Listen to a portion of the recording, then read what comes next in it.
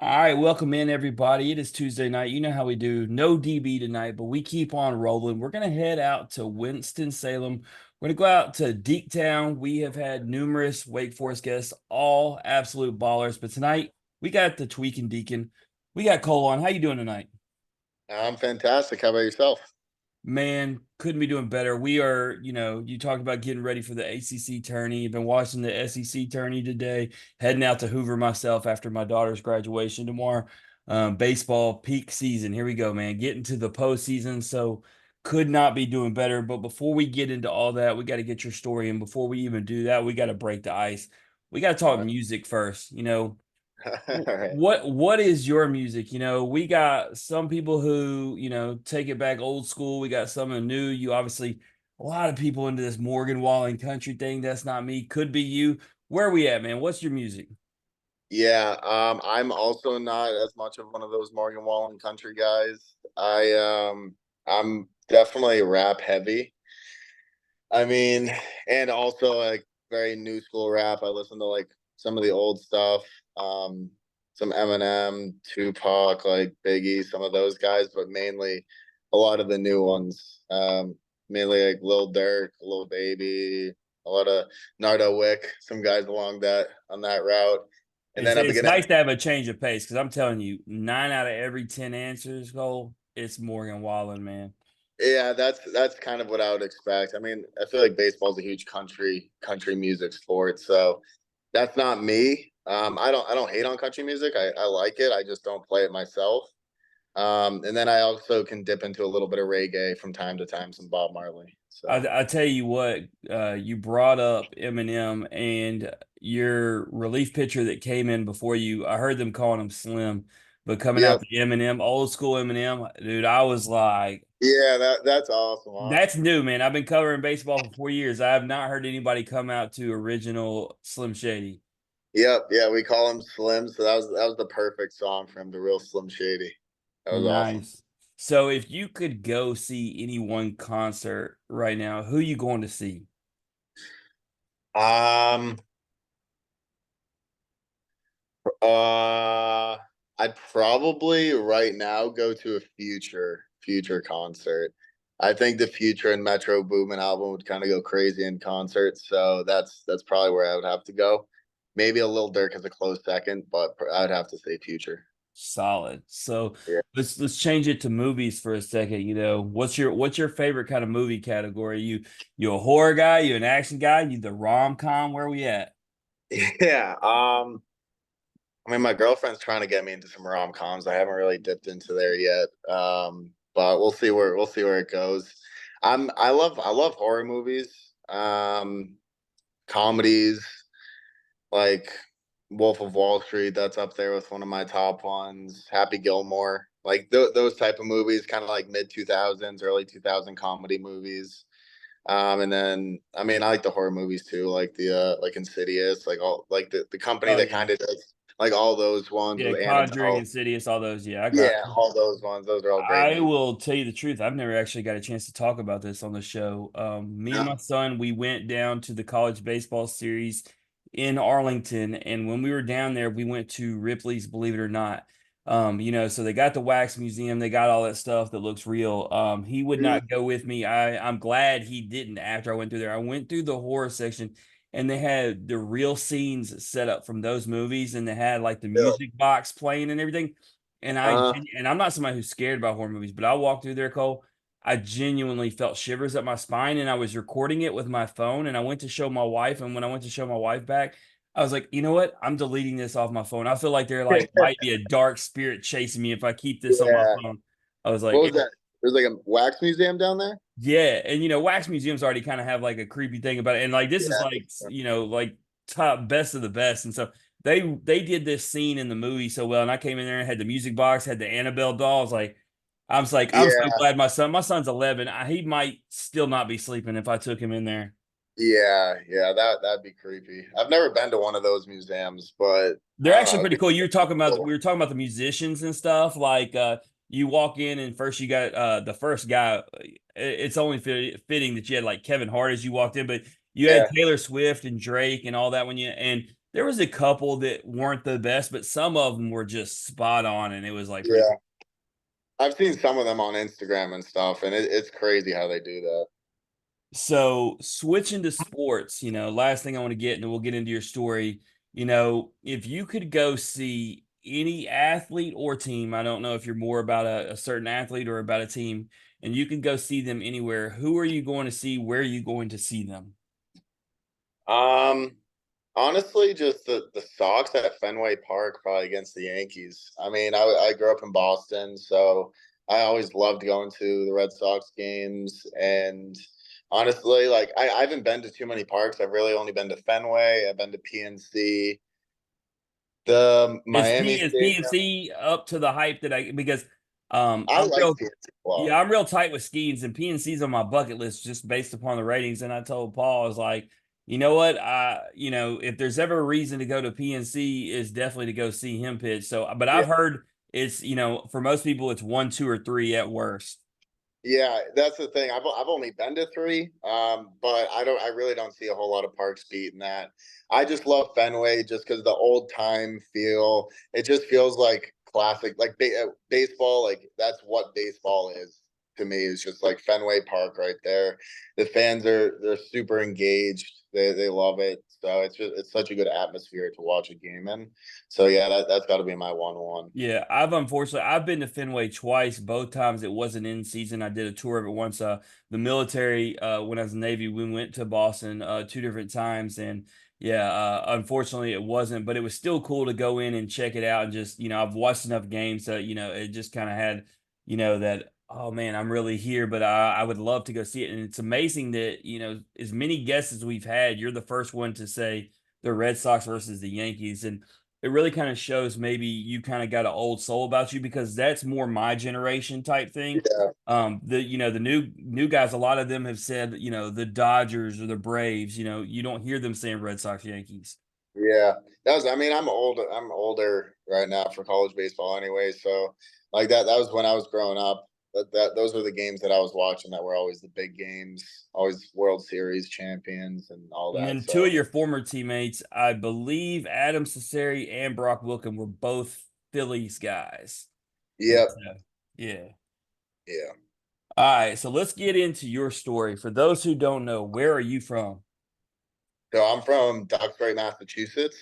It's like probably 35 minutes south of Boston, like 25 minutes up from the Cape. So like right in between Boston and the Sagamore Bridge going down to the Cape.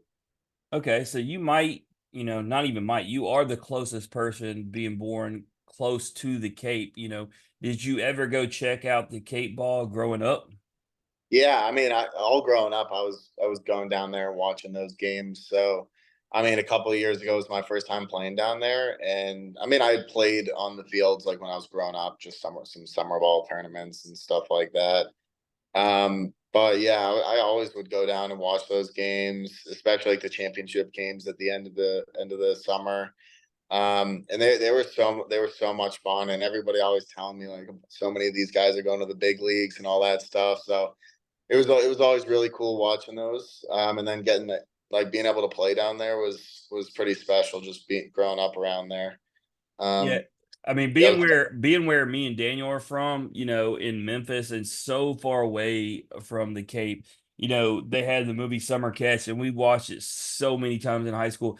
But the Cape almost felt like not a real thing because we were nowhere near it. It was just something we saw a movie about. It was something people talked about, all the yeah, great baseball players went to.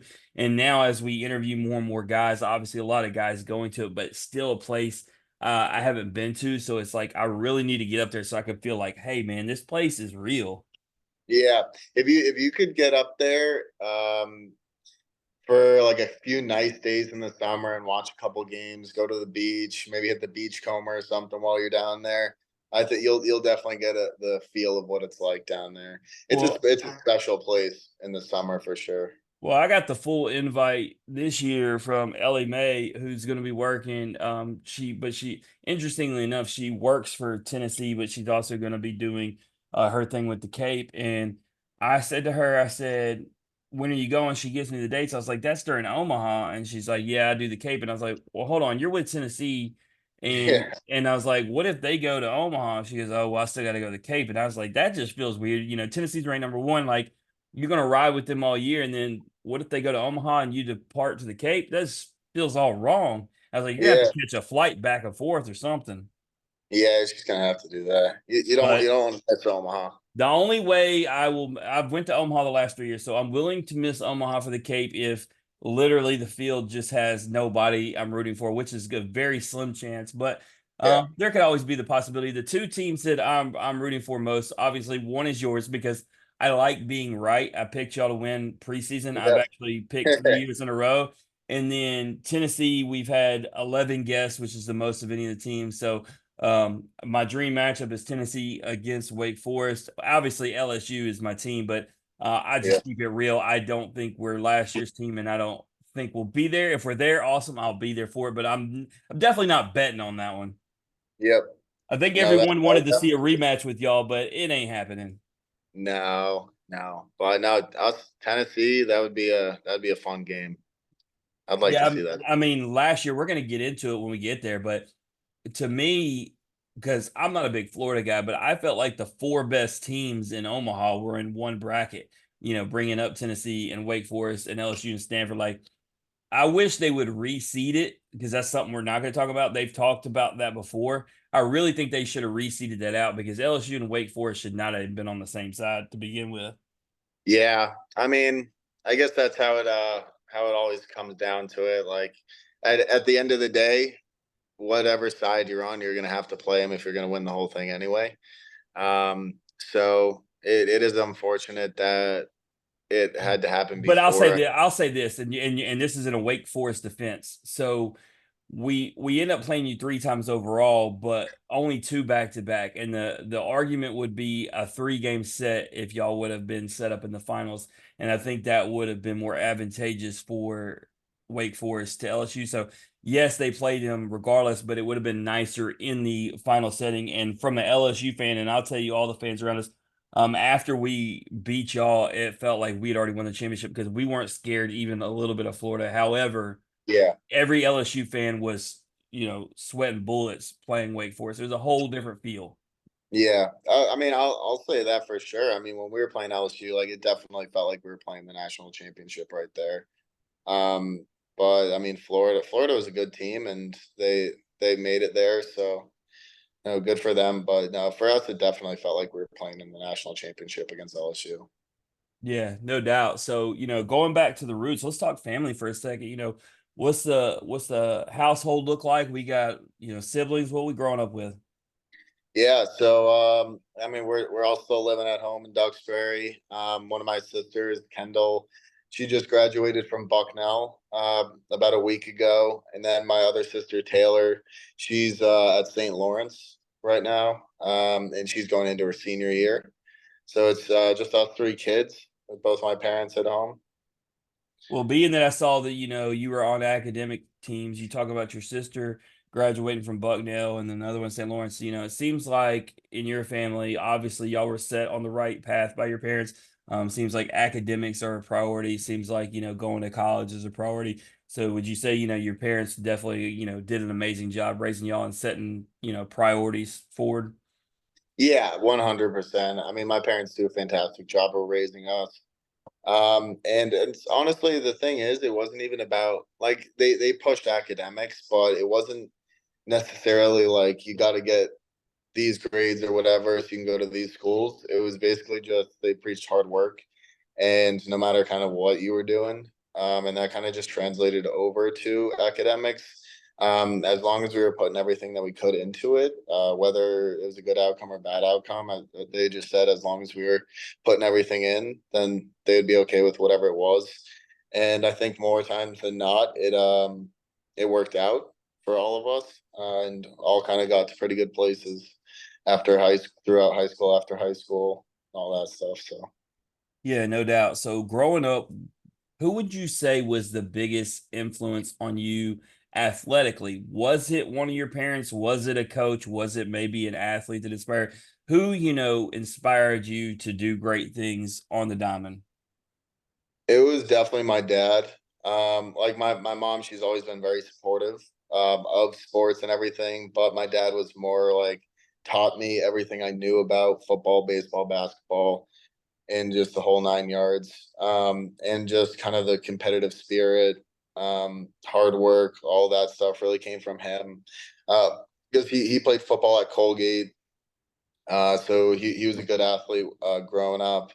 And then just throughout the business world, from college on all the way through my upbringing and everything, it was always just work hard, put your mind to something, believe that you can do it, and good things will come.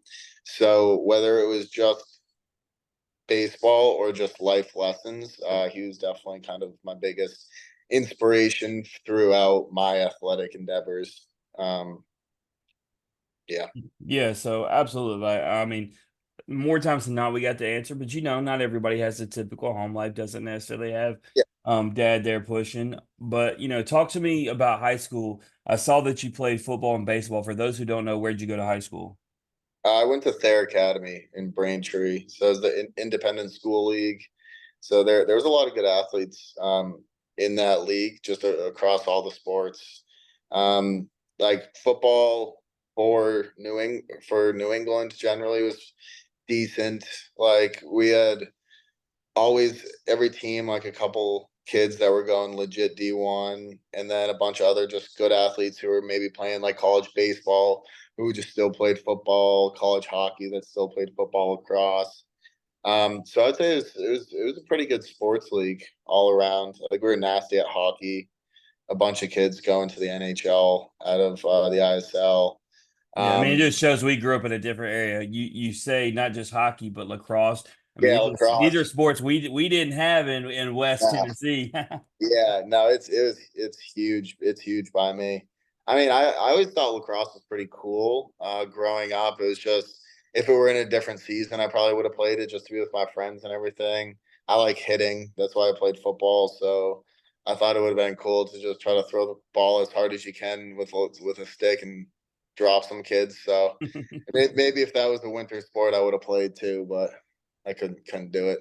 Yeah, no, I played football and soccer, and I actually made the mistake of quitting soccer and just focusing solely on football when soccer was my better sport. But basically, what you just said, I really loved hitting people. I wanted to put the time Yep. in the weight room. All my friends played, but you played football. What position did you play? I was quarterback and defensive end mainly.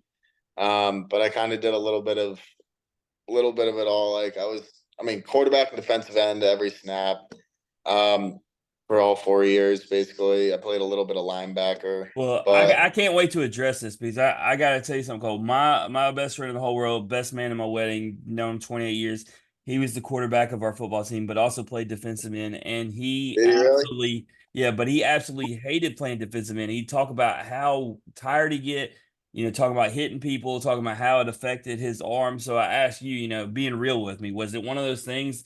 Like my best friend ain't weak by no means, a big guy, but he said it starts to take its wear and tear. And he just unfortunately we weren't a very good football team and didn't have a lot of depth, so he didn't really have an option, but he just really wish he could have played quarterback only. So for you, was playing defense, did it wear down on you for you playing quarterback?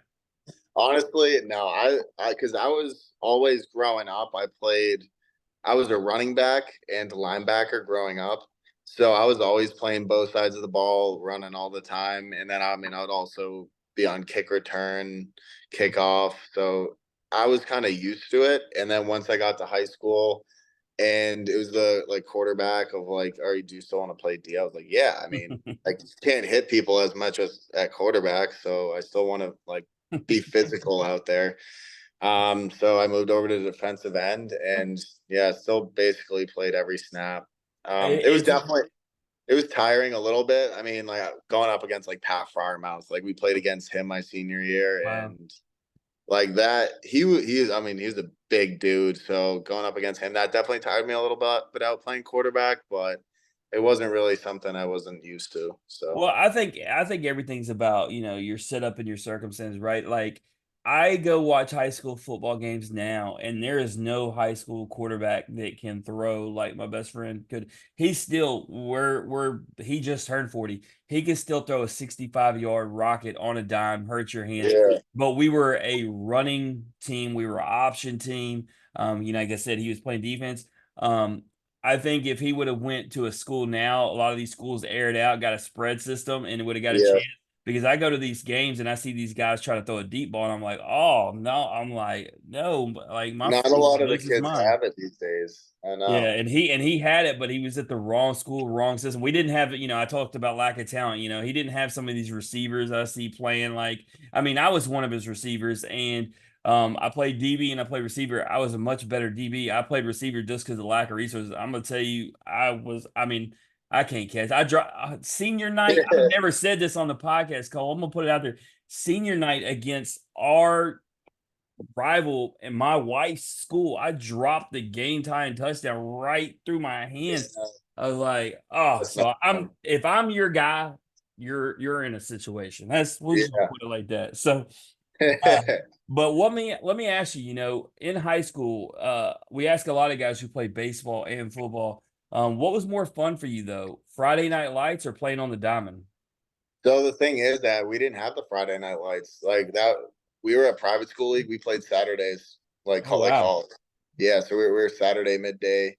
Um, and obviously, like not a whole lot of people. Like we would get a decent amount, but it was honestly, it just felt like you were just playing football, just like growing up. Like Right. On the Saturday, yeah, because Saturdays are yeah, the days when you always play. exactly. So I mean, it was a whole lot of fun. Like I loved pitching. I still love pitching. Um, but there's just something about like marching down the field, making some passes, handing the ball off, and seeing them go for a while, and just trying to put the ball in the end zone. There's something about it that's hard to beat. So that's definitely one of my favorite things to do in sports, and honestly, just football practice, just like getting out there and just all the receivers line up. You got five footballs. You're just slinging, just like goes and everything, just hitting the route trees. Like I don't think there's anything more fun than just throwing passes in practice. Yeah, I mean, I think it says why, football is still king in this country because we still have 4 out of every 5 baseball guys say football was it for them, right? Like, Yeah, and I think everybody just, whether you're playing it, you're watching it, you just talk about hitting the route tree. I mean, every year, Thanksgiving or Christmas, I get out there with my nephews. We're always throwing the football. Like, it's just, it's something about there's it. just something about it. Yeah, I know. And the thing is also about football, like you get hit, you get lit up, you fumble a ball. It's like you can take it out the next play. Like you can hit someone and make up for it. If you give up a home run, try harder on the next pitch, you're just gonna cement mix a curveball in there, and then they're gonna hit it again. So the hard, like if you give something up, the harder you try, the worse it goes. Where in football, that's not the case. So when you're kind of a hard nosed person, you can make up for plays pretty quickly. I'll tell you something, a funny story. I had this kid Jordan, so I was coaching 10-year-olds in the youth football league, and this kid was my quarterback. And all of a sudden, man, he couldn't remember the plays. He was going to do handoffs the wrong way, this, that, and the other. Find out from another parent there that his parents are going through a divorce. That's why neither of them are there. So I say to my defensive coach, I was like, "Hey, man, put this kid on defense and let him hit somebody." I Yeah, kid you not, he ended up putting him in safety. I mean, this kid went from our quarterback who we depended on to being our surefire tackler, and he wasn't even a big kid, and he was just lighting folks up, and he was able to take out the aggression of what was going on at home. And so everything that he was making a mistake on, and quarterback was forgiven because yeah, he became this elite defensive player. So yeah, to your point, like football, you can have that short memory. You can go out there and hit somebody. It's not even just what yeah. happened on the football field. It could be what happens in life. Yeah, no matter what it is, you can take it out.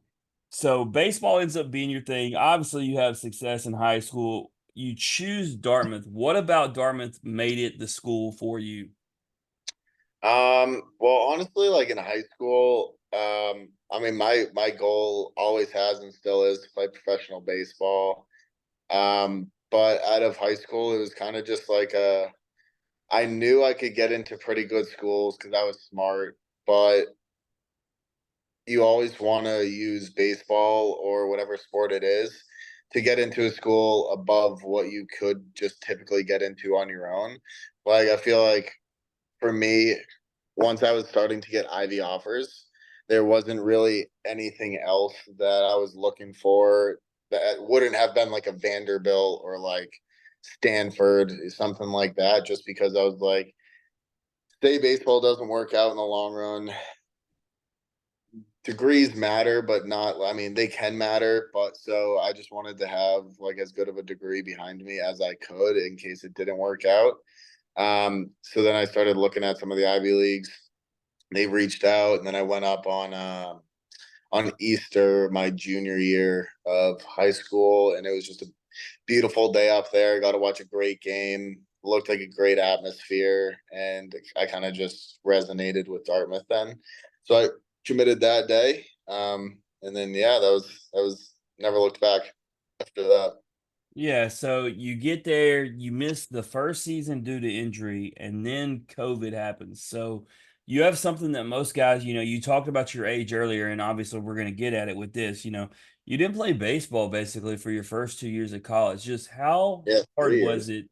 3 years. So, okay. So even I thought if you look at the SID page, there is a year missing, but I just thought Yeah, maybe stats were missing. So you didn't play for 3 years. So yeah. extending this question to what I was basically going to ask anyway, how hard is it when you don't play baseball for that long?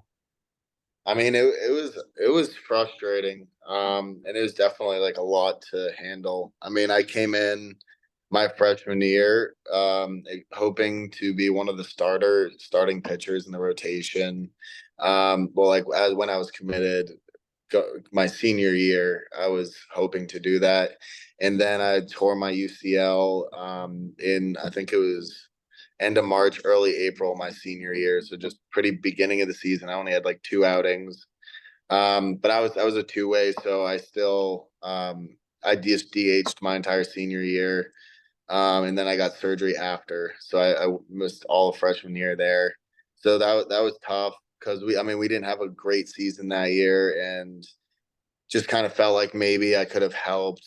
And I'm sitting in the stands doing the gun and the charts and all that stuff, so that was tough.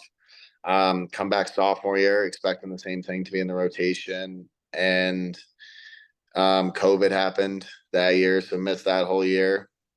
Junior year, I was at home the whole second half of my sophomore year, no summer ball then. Coming back over the summer, and we're hearing that like we might not have a season again, so I stayed at home my junior year. The whole year I wasn't on campus. So, and then I got our season canceled for a second time. So at that point, I missed my first 3 years of college baseball. On top of that, like I missed my draft years, Hmm. and had nothing to show for it before the draft years because I missed my freshman year. So that was definitely tough. I mean, just going through those pivotal years in a baseball career, like your junior draft year, and not having a season for the past 3 years to show anything for it.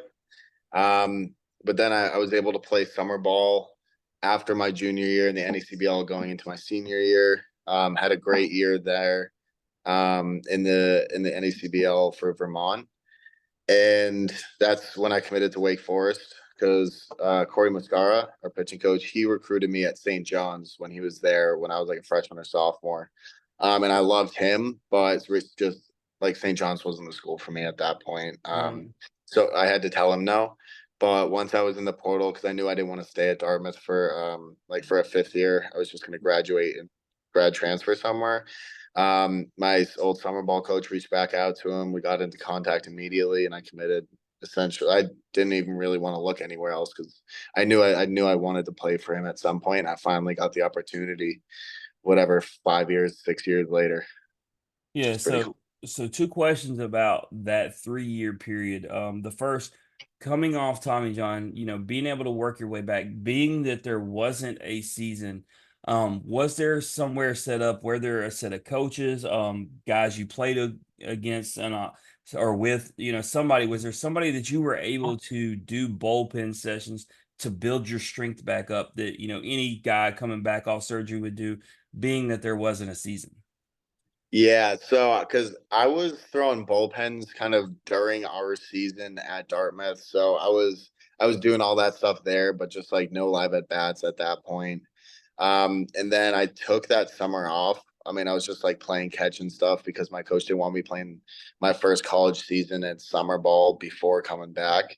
So nothing really then. And then I was doing live at bats at Dartmouth all going up to the season and everything. So I was able to like compete a little bit there. But then not once the season started. Because I mean, Ivy League start later than Right. everyone else does anyway and end earlier. So I didn't get any outings at that point.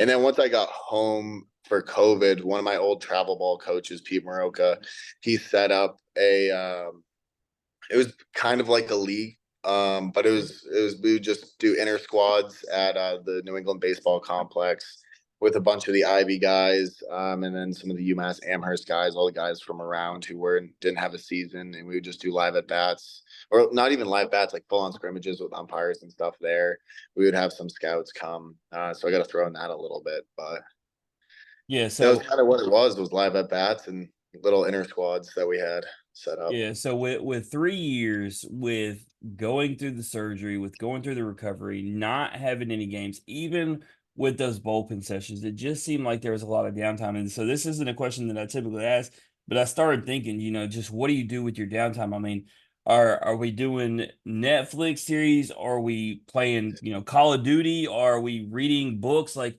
what I mean, there's got to be a lot of time that you got to fill there, Cole. What are you doing to keep your sanity through this process?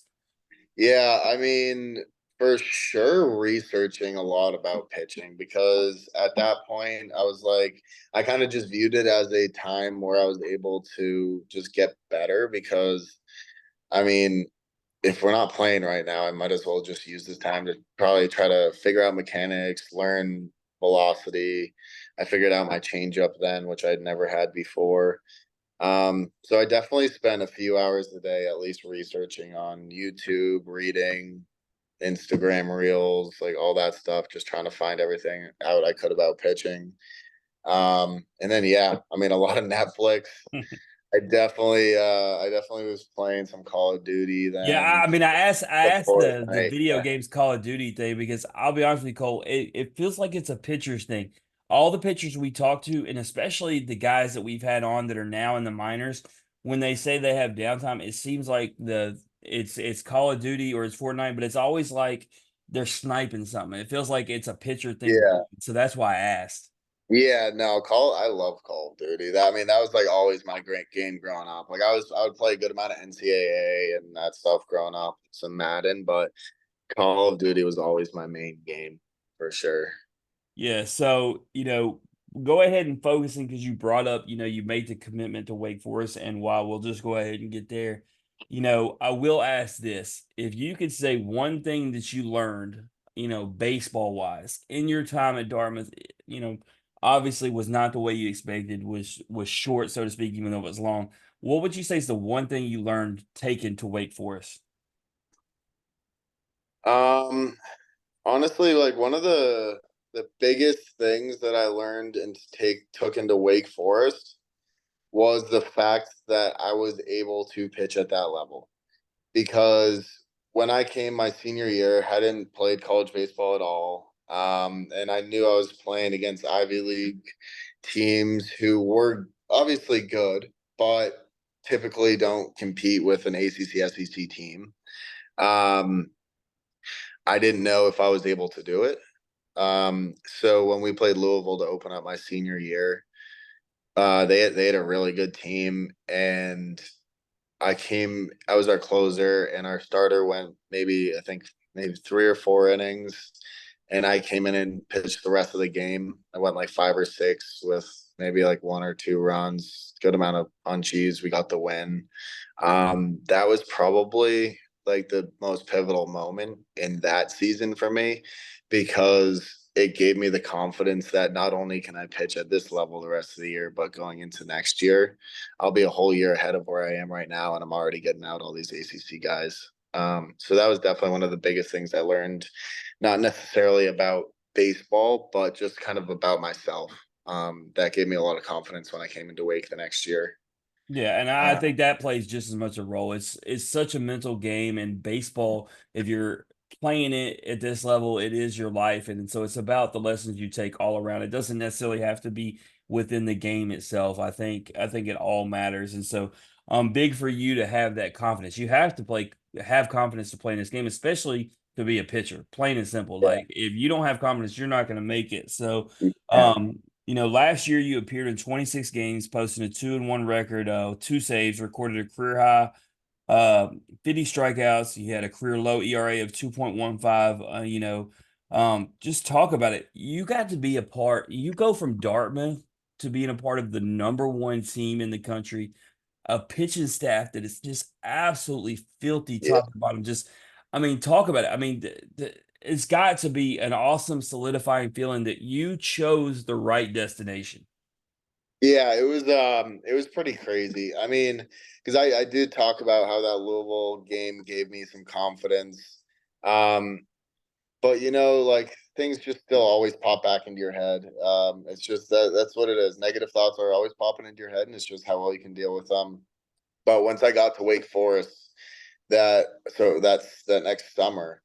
Um, I hurt my rotator cuff. I'm not sure what it really was, but I couldn't lift my arms. So then I was watching all fall, like the beginning of the fall, all these guys who were like the guys like Rhett Lauder, Teddy McGraw. I'm watching them play catch, Cam Manassi, Seth Keener, Sean Sullivan, Massey. Like I'm watching all these guys throw, and I'm just like, oh my God, like what did I get myself into? And that same doubt kind of crept back into my head of like, can I do this?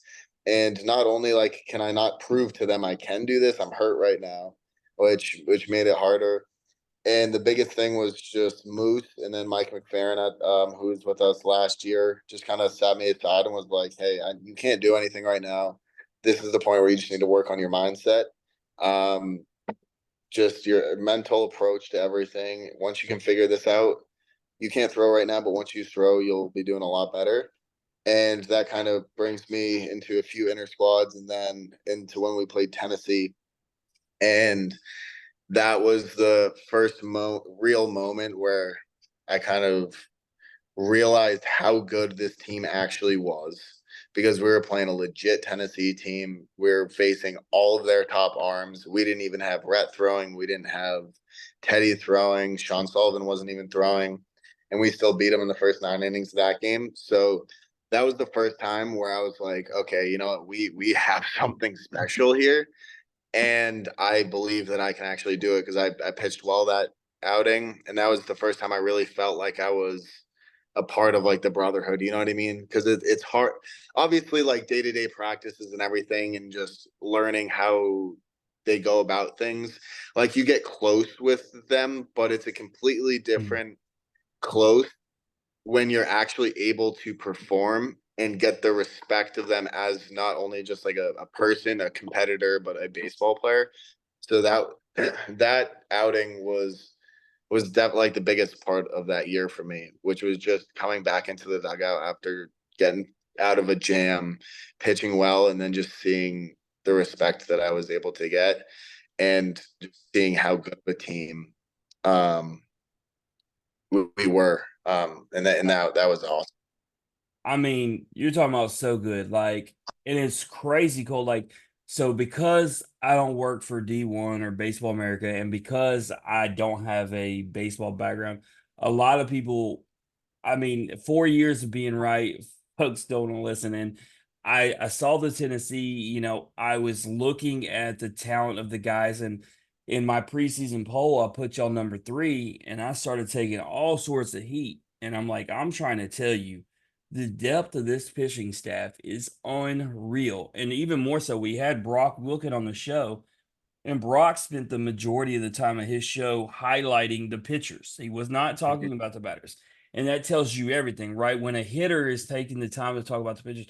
And I was like, and so this is before everybody knew about you. And I'm like, pay attention. And so when y'all were Yeah, number one, I felt very solidified because I knew the kind of talent that you guys have.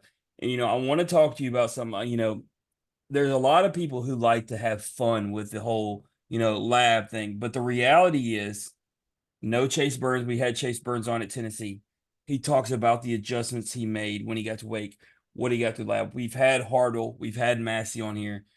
It's they people can have fun at its expense. It's real. The guys and their growth and the change, it's not a lab where you go in there like the Incredible Hulk and they fill you up with serum, but obviously you science and you figure out ways to become better pitchers along with the coaching staff and the knowledge they have.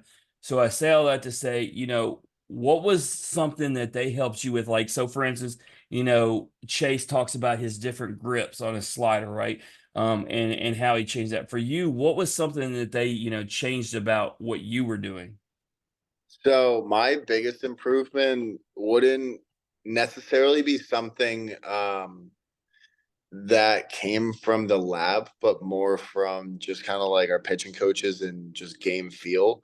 Um, was one thing about the lab, we used the Edgertronic cameras to kind of figure out what type of curveball I threw. Cause like I always knew it was like good and I got outs, but I just assumed it was like a pretty spin efficient curveball that had 12-6 movement, whatever curveball. And then once we got on the Edgertronics camera and I realized I was throwing like a gyro screwball, I was like, okay, well, that makes a little more What's the sense. spin rate on that bad boy?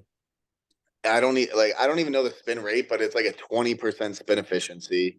It's because I'm a really big pronator and not supinator, which supinators are usually better at curveballs.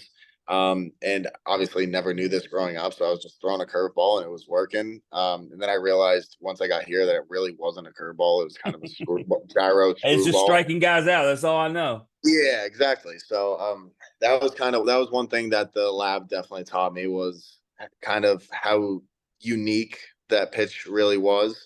But the biggest adjustment I really made was something as simple as where I stand on the rubber. I used to always stand on the first base side, just edge, because all the mounds growing up were bad and there was always holes, so I was trying to get around it.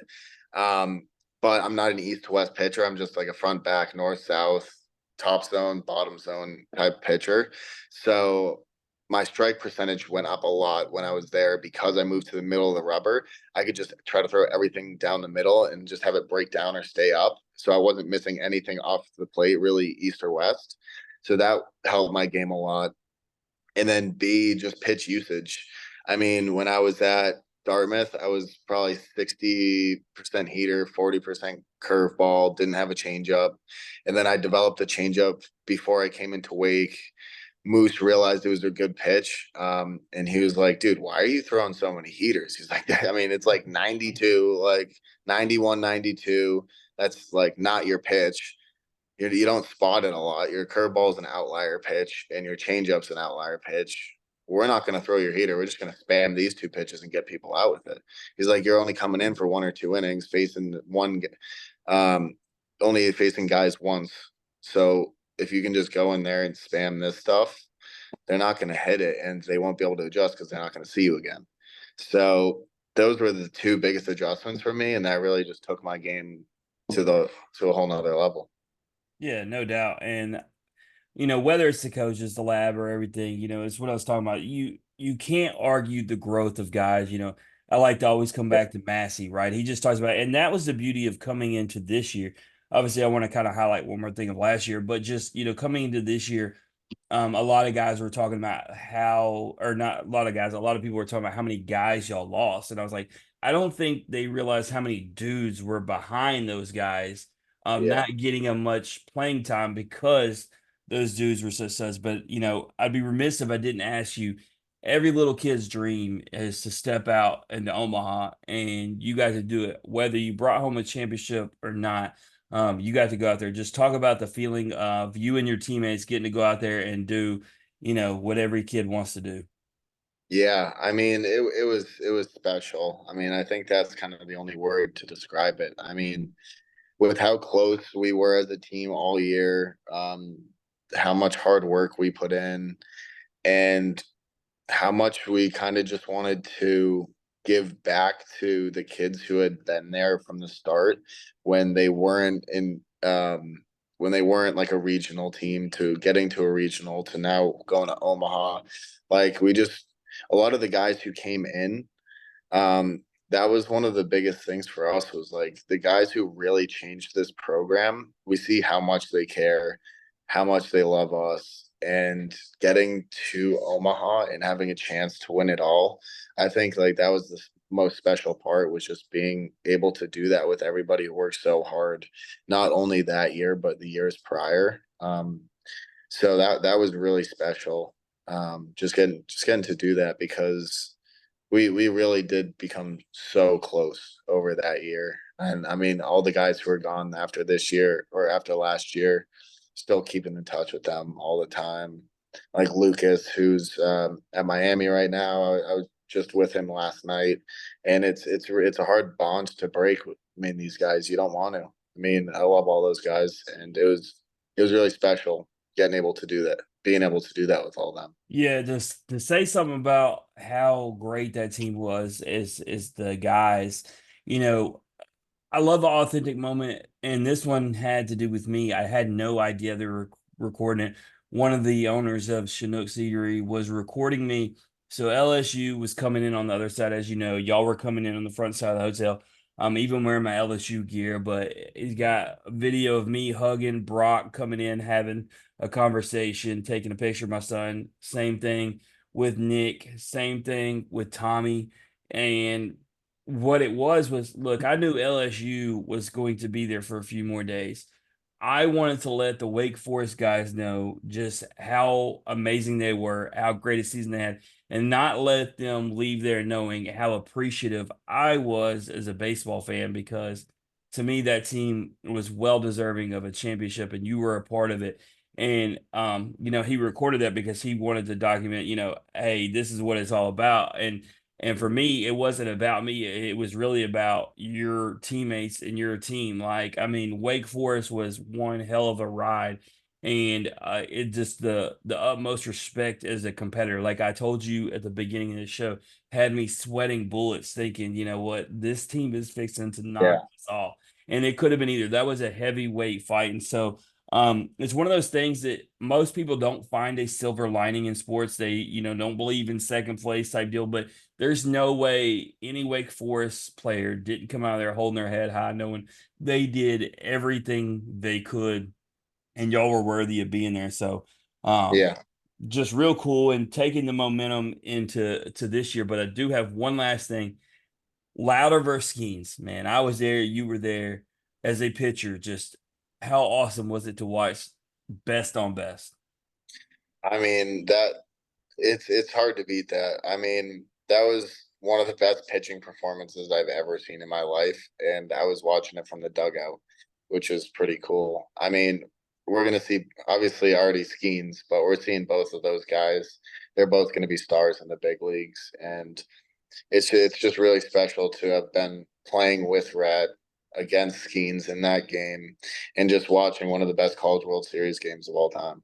Yeah, my, It my favorite was, was talking to Michael, right? And he says it was the worst case scenario coming in after those two guys to yeah, to the way he right. was like, who wants to do that? Like, Yeah. No, it's yeah, you don't want to be the guy following up those two right there. so y'all come in this year, massive target on your back, something, Yeah. a lot of people maybe didn't want, but I think if you're Wake Forest, it's something you do want. You do want the respect, you do want the recognition. A lot of ups and downs this year. Obviously I got to see y'all sweep Clemson, but then y'all obviously struggled this last week against a very good NC State team. So I think a lot of people overlooked just how good that team was and playing on the road. But how is this team feeling as y'all, start the ACC tourney tomorrow? I think we're very confident right now. We have had ups and downs all year, but we always seem to come back from it when we're down. And I think we just all know how much talent we have as a team, and we know the ability of what we have, and we know our potential. And you don't see it every game. Like it's really hard to go out there every game and just live up to completely your potential. It's hard for Kurtz to have 2 home runs every game. It's hard for Burns to punch out 16 every game. You know what I mean? When they have the ability to do it. But that's the thing. It's just trying for us right now. It's just getting as consistent as we all can, as often as we can, and just believing in our ability to win every game because I know we have the ability to. So that's really what it is right now. After our Clemson series, we know we can do it, and when we're just not playing as well, we know we can lose some games, but we're definitely confident in ourselves going into the ACC tournament and the rest of the postseason. So Yeah, I mean, it's why I didn't stress out about the losses. Everybody starts messaging me. I like people, they like to take shots. You're Wake Forest boys, right? Like, and I'm like, this team is still a top three team when it's complete and doing what it's doing. Like, there's only like a few teams that I obviously believe in, y'all being one of them. And top to bottom, the roster, just the talent. I've seen it at its best. I see you at Clemson, so like that doesn't waver me at all. And for you, I see you come in and I love it, right? Because one of the things coming in the season was they're not going to be able to replace Camden. And that's not me trying to do a comparison of you and Camden. I'm not trying to do that. But you've came into the closing role and had no problem locking it down. You've talked about your confidence and you've been able to come there and nail that. And that was something that people said that y'all lost and y'all wouldn't be able to have. So, shout out to you. Just how much fun has it been?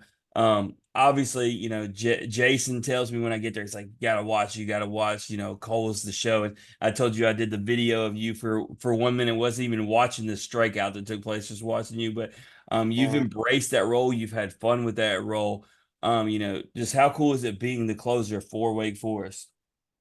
it's awesome. I mean, like our fans get into it. I mean, when it's a close game, they're on their feet and they're cheering, and I know they love the mound antics. So whenever I get to come out of the bullpen and hear the walkout song and hear everybody on their feet clapping, you can definitely feel the energy. So it's definitely.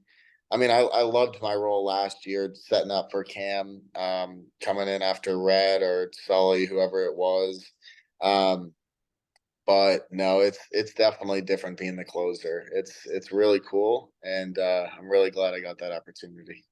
Yeah, absolutely. And it's been all about how you take it, right? And like I said, there's a difference between confidence and arrogance, and you're not arrogant, you're confident in what you do. And in order to be a good closer in this level of baseball, you have to have that. And so I love it. Cam had that. And so man, like I said, top to bottom, I think y'all are talented. And I wish y'all nothing but the best of luck in the ACC tournament. I expect very well to see y'all in Omaha. Obviously, it's a road to get there. You got ACC tournament. You got to play in some regionals. You got to play in some super regionals. But I don't care what seed y'all are, where y'all at. I feel confident in you guys. But with that being said, we're gonna play a game called This or That we play with every guest. You down to play? Yeah, let's do it. All right. This or That is brought to you by Chinook Seedery, 8 flavors, mild to wild. Please tell me Michael Massey has given you some seeds. He has actually. He just brought in a big container the other day. I had some of the lemon pepper ones, and then some of those barbecue ones. I think back to the Seaver King episode where Seaver said he had none and that Michael wasn't sharing. So I just want to make sure Michael's doing his job here. No, is that's funny you say that because it was actually right before we went to NC State. He brought in an entire box of it, so we all got to try some of those. Actually, Yeah. you know what? I got those with me right here. Let's see which ones I got right now.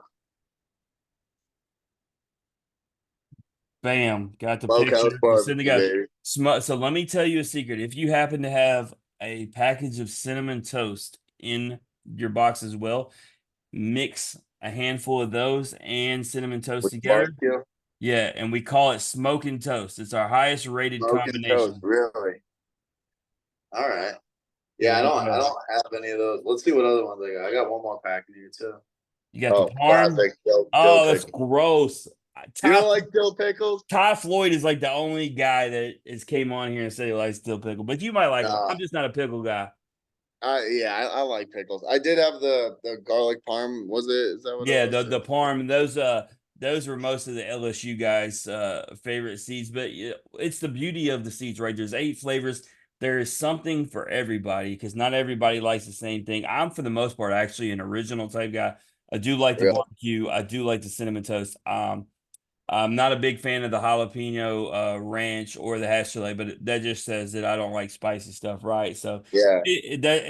that's my point. Like it's to each their own. But I'm glad that you're getting them. I'm glad that Mike's getting them out, or I'd have to give him some crap. I mean, hey, he's been injured lately. He's got to do something. He's got to be passing around the seeds. Yeah, That was right. actually the disappointment. That's actually why I didn't come back for the next game.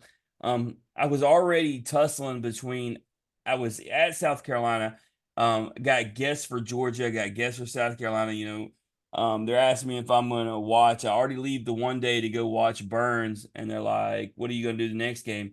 And I was originally going to go to Wake. That was a plan. And then when Michael told me he wasn't pitching, I was like, "Oh, forget that, man. I'm going back to Georgia, South Carolina." Mhm. So blame it on Massey, but y'all Yeah. didn't need me in the crowd. That's for sure. Y'all took care of Yeah. business. No, we got the energy there. So, but with that, this or that. First question: would you rather grill out or go out to eat? I like grilling. I'm a big griller right You're now. gonna throw something on the grill. What now? What would you want? Yeah. So I've been eating a lot of steak. I'll have probably at least 5 steaks a week, I'll say. I How do you mean, cook them? like I do medium rare, medium Oh, kind don't of. go. Don't throw the rare. See, we have a debate on this, and so my wife and my best friend, who's the host, they're medium rare people. I'm medium. Like I can't still have it so undone, but they both like it the way they tell me. I don't know how to appreciate a good steak, but I gotta have it medium. I like it to where I don't want it red, but reddish pink, more like not Yeah, even yeah. like I just rose. can't have Like any kind of blood or whatever. It's gotta be solid for me. yeah, solid. So that's kind of like I don't know. Medium has like the gray. Mine's I usually do pink all the way through, like maybe a little darker pink in the middle. But no, I've been killing it with the steaks recently. So I Yeah, usually do those chorizo sausages. nice. Um, but yeah, I'd say those are probably my main two. Sometimes some chicken breasts, but that's the Yeah, I had go-to. to I had to grill I had to grow up with the grilling of a medium well. My there's a reason why I like LSU. I was raised an LSU and Saints fan. My stepdad's from Louisiana, and everything's got to be overdone. My mom, it's Really? funny. She can complain my whole life. I'm fixing to be 40. He's not going to change it up. It's gonna have black on it. You're gonna deal with it. So yeah, you had to break out the sharp knives for our steaks. Yeah. Yeah, my sisters like it well done, so we definitely had some of those steaks in there when I was growing up too. But Uh, would you rather have a fast car or a luxury car?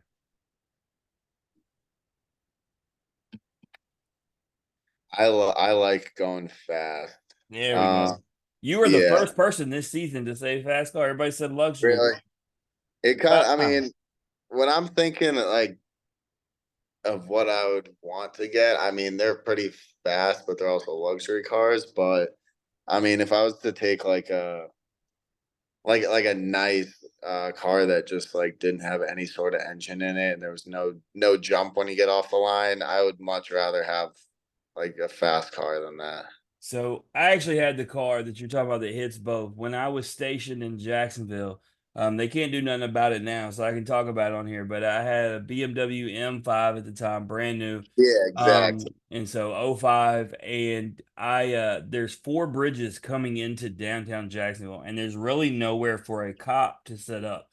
So Mhm. I used to take my friends and show them what my car could do, and I would literally get them called. I'm not even making this up. My car topped out at 220. I would get it up Oh to my two. I would god. get it up to 200 for them to the point where they would start. They wanted to do it, and then once we start getting up there, they start freaking out. Right, like Yeah, they're like, slow down, stop. slow down. Yeah.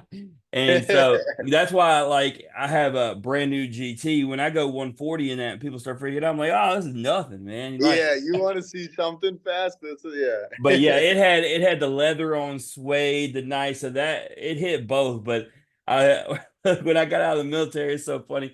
They called me and they said, "You're behind on a payment, sir." They're like, "Do you want to get caught up or do you want us to come pick up the car?" I was like, "Yeah, I don't have that paycheck anymore. You can come get it."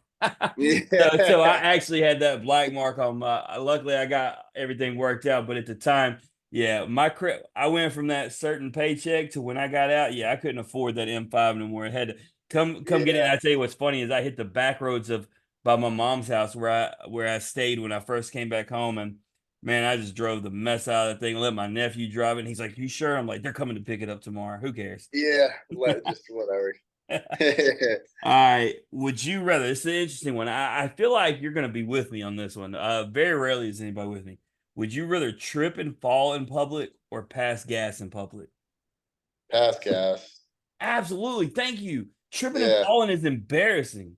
Yeah, right. I mean, I'm farting all the time anyway. So, I mean, if someone hears it, I just laugh. And if I laugh, they'll probably laugh. So, I'm surprised with how many athletes say, they want to trip and fall. I'm like, you're like a top-notch athlete. You can't that's trip the and thing. That's fall. going to be even more embarrassing for you because then you're going to get chirped more. They're like, "What? Why are you falling? I thought you're Right. supposed to be a good athlete. Like, obviously, you're farting. You're eating a lot of protein." Exactly. Right. That or just point at the person next to you, like, bro. Yeah, one or the other. Yeah. All right. Black uniforms or the pinstripe uniforms? Our pins.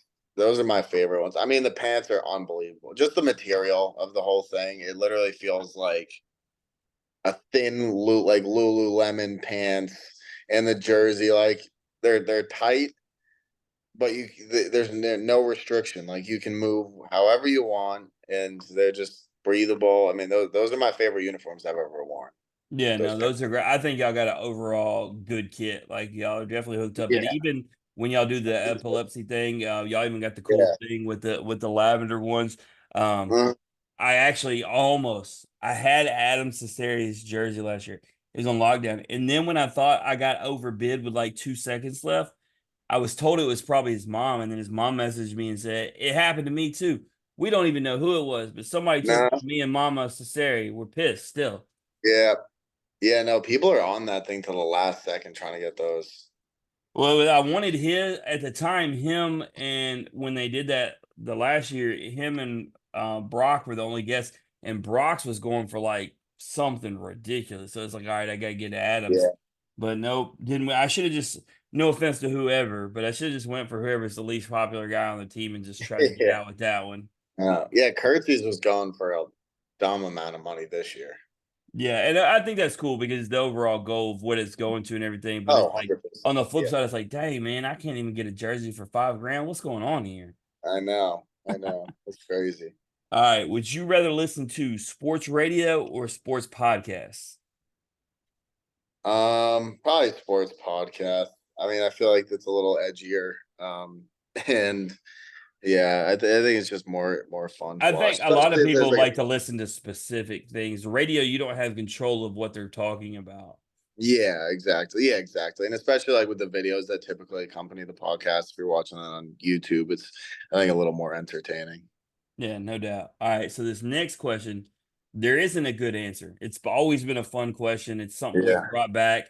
So I'm just going to tell you, there is no right answer to this, but what Yeah. would you prefer? Would you rather wrestle a bear or a tiger? God, I don't even know how to go about this.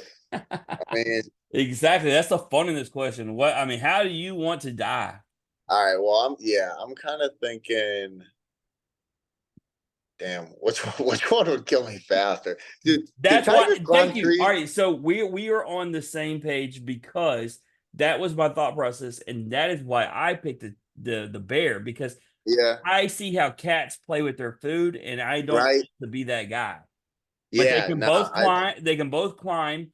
And what we learned when we first started this question a few years ago is a bear can run up to 35 miles an hour because we had Christian Scott from Tennessee 2 years ago said he would outrun a bear, and he's I'm one of like, the fastest guy no, in college baseball. And we're like, you're one of the fastest guys, and it's still not happening.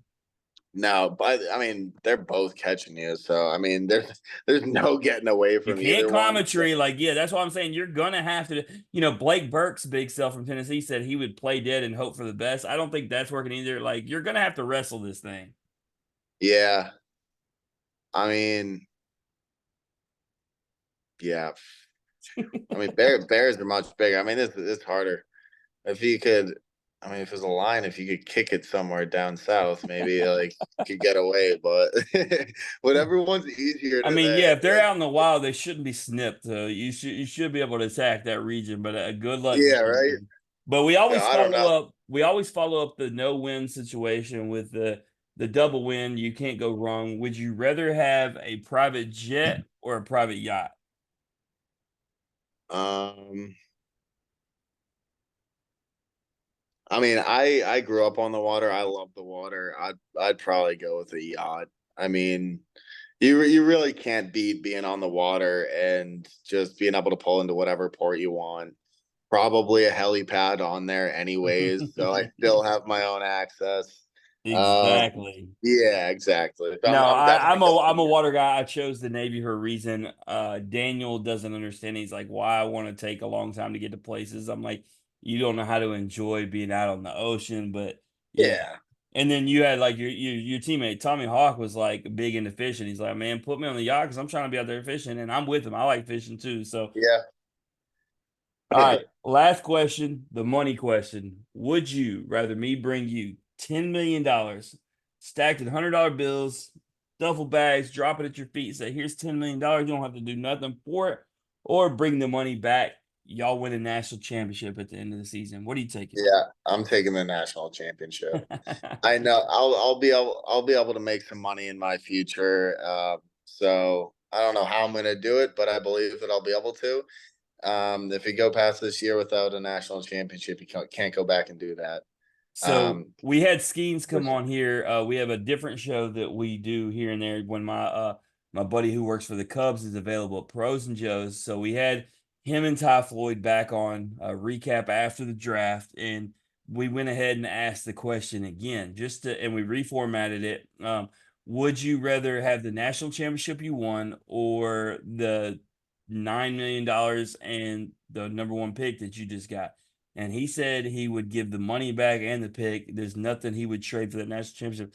And I told the guys, we can never argue this question again when somebody says that because we had a guy who basically had $10 million and said he'd give it back and keep his national championship. exactly. How do we say anything after that? That was the thing. I mean, just being so close. I mean, the feeling like that you have just winning a game in Omaha is just something that you'll never forget. Like, I mean, when beating Stanford, beating LSU the first time, I mean, like that was crazy. I mean, I that's mean, that Brock and Tommy were on the same show, the Pros and Joes. So we uh, did bring it back around to Brock, and Brock absolutely said the exact same thing. It's so close. He's like, I'd do anything for that national championship feeling. And I yeah, think it that's speaks the more to thing. you guys because you were right there. Exactly. Like, because we got the feeling of winning some of those games, and I mean that was the best feeling I've ever had in my life. I can only imagine if it was the last one of the season and we were actually holding a trophy after. Like, if it was twice as good as what we already felt, I mean, holy, I don't think I can. Any money can buy that. Yeah, I mean, percentage wise, it'd be a fun thing for me to find out what there's more of. College baseball national champions or millionaires. Probably more millionaires, honestly.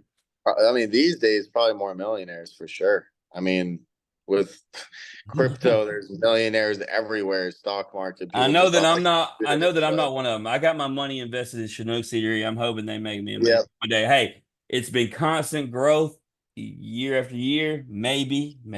I don't know. If yeah. Michael I keeps mean, handing out the I seeds. like these seeds, so But you'd be surprised how many teams, guys all around the country.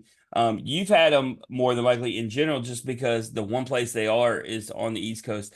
They are they're like so they're in Bucky's gas stations, and so where there's fixing to be one built in West Tennessee, where I'm from. So they'll finally get to taste them, but they're not in Mississippi yet. They're not in Louisiana yet. So so many. It's just over there on the east side. So much growth to have, but still so many people don't know about them. But there's a mhm. reason I invested my money because I definitely believe in their play. They're gonna keep expanding and going across the country. But it's crazy when you realize just how many people don't know about something when you invest in it and you ask people regularly. So yeah, that's why we set up the investors like Massive. We and off the bench and then Chinook, we get one or two guys from each team. We give them the seeds so they can get them out there, the guys, and we hope it spreads through that. So I'm glad Michael's doing his job this time around because, like I said, if we had Yeah, Seaver he goes, did his job. I ain't never had because he was familiar with them because they're the sponsor of USA Baseball. So Seaver played USA. He goes, I ain't seen no seeds around here though. I was like, I text Mike. I was like, Mike, you're busted, bro. You're Debo and being selfish with all the seeds. Yeah, no, he did his job for sure. There we go. Well, you are off the hot seat. Is there anything you want to plug or promote, whether it's social media, NIL, just anything anybody to check out? Um, Honestly, no. I mean, yeah, I'm on Instagram, but like not I don't do a whole lot. I kind of just accept the collaborator posts with Wake Baseball now. So Hey, the smartest thing you can do as a collegiate athlete is stay the hell away from social media. that's exactly. I mean, I look at videos on there, but I used to post. I don't really go about doing that as much anymore. Well, what they I don't can do get is go to that. Wake Baseball, one of the, I would say, a top five social media account. If you go to Twitter, they're one of the few teams that has the analytics account, which is Yes, we do my have that. favorite thing. Something that is highly underrated. Being able to see the velo off a bat, all these different things. So, Yeah. definitely, if you're listening, go check out Wake Forest on Instagram or Twitter. Find their analytics account, but you can find Cole on there. He may or may not respond to you, but hey, he's there.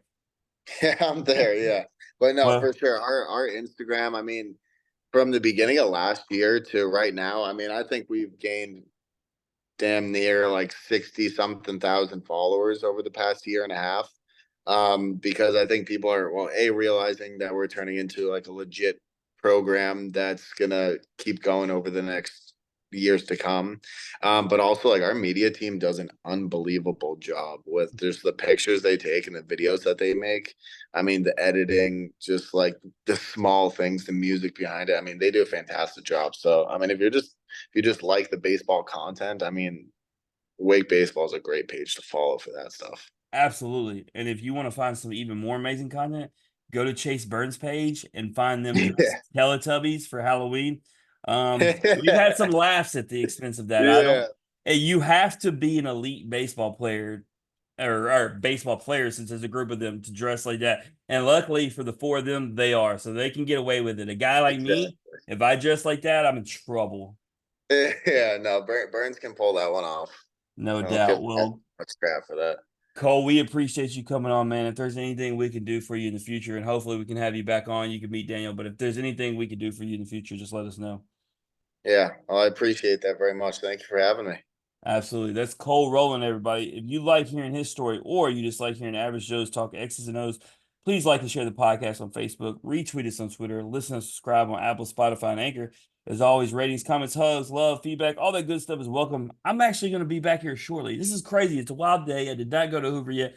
Me and Hunter Gilliam from Kentucky Baseball are going to break down the SEC baseball tournament. So I mean, we're going to keep going today. I mean, we got the Tweaken Deacon. We're going to get into some SEC baseball here in a second. So, in the meantime, remember, strong body, sharp minds, grit and grind all the time. We are out.